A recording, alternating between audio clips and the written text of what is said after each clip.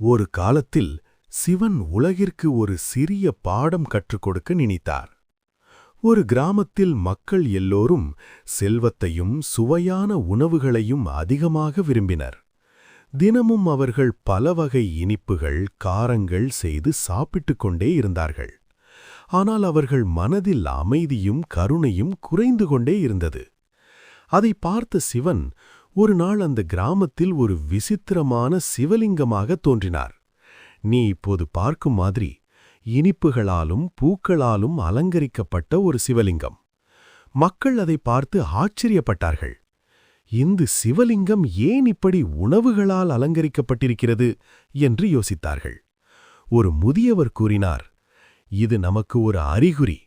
நாம் வெளியில் சுவையானவற்றை தேடுகிறோம், ஆனால் உள்ளத்தில் உள்ள இனிமையை மறந்துவிட்டோம். அந்த இரவு கிராமத்தின் ஒரு சிறுவனுக்கு சிவன் கனவில் தோன்றி சொன்னார், உணவு உடனை மகிழ்விக்கும், ஆனால் பக்தி, அன்பு, பகிர்வு இவையே ஆன்மாவை மகிழ்விக்கும். நீங்களே உங்களுக்குள் இருக்கும் இனிமையை கண்டுபிடிக்க வேண்டும்.